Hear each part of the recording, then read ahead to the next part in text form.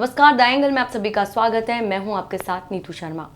राजस्थान का किसान तेज धूप में तपता है, सर्दी में ठिठुरता है और बरसात में भीगता है, तब कहीं जाकर लोगों का पेट भरने के लिए अनाज उगा पाता है। लेकिन आज राजस्थान का किसान आंसू बहाने पर मजबूर है। किसान की कड़ी मेहनत के बाद प्याज की फसल तो तैयार हो गई, लेकिन अब इस फसल को खरीदने वाला कोई नहीं है। उस पर कोरोना महामारी ने जले पर नमक छिड़कने का काम किया है। प्याज की फसल की बुवाई से पहले पौध तैयार करनी पड़ती है। अक्टूबर माह में प्याज के बीज से बुवाई की जाती है और दिसंबर तक पौध तैयार हो जाती है।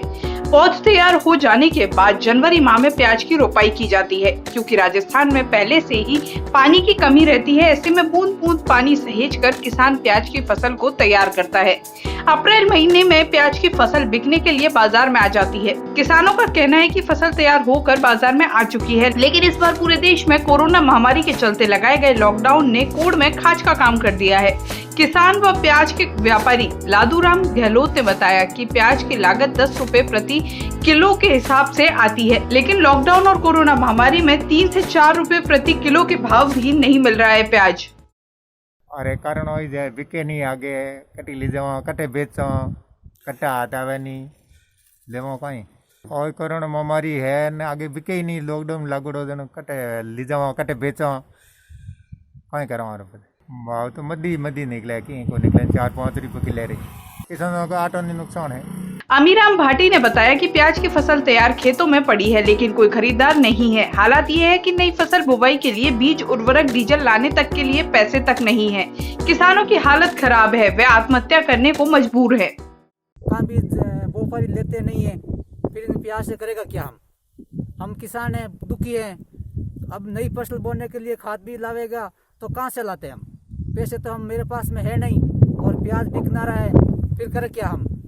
तो सरकार इन फसल को जो भी उचित मूल्य से खरीद करने के लिए शुरू कर देवे तो किसान को कुछ पैसे मिल सकता है और खाद बीज ला के नई फसल कपास वगैरह बो सकता है।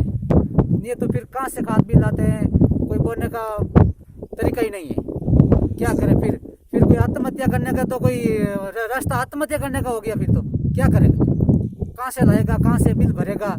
सरकार ने बोल दिया वो बिल भी भरो 3 महीना का भी, तो कहाँ से भरेगा बिल? पैसे तो है नहीं, फसल पड़ी है, फसल बिक नहीं रही है।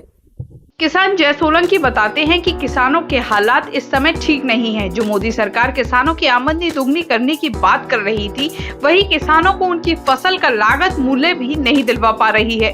सरकार अगर समर्थन मूल्य पर प्याज की खरीद करे तो किसानों को फायदा हो सकता है। बढ़िया है, कोरोना कोई रुपये दिवाल को नहीं माने तो 2 रुपये मणु बिके है। बे दूर कोई होमो कोई एक दो ग्राहक आवे, कोई 400 रुपया 500 रुपया तो मारे लागत पड़े। 1000 में बिके कौन दिन मारे की मजूरी हुए नहीं कौन में तो मानो घाटा धंधा है। हमें बोपरी कोई उन्हीं और बतावे को नहीं, सरकार खरीदे है को नहीं, ये हमें बोपरी आवे को नहीं करो। कोई सरकार राइडो खरीदे थी, हूँ कौन खरीदता वे तो मारे की फायदो ही वे। अच्छा कौन को पूछे को नहीं, कौन तो बढ़िया है, कोई ग्राहक नहीं है, कोई गवर्नमेंट लेवे नहीं, कोई प्राइवेट बोपरी लेवे नहीं।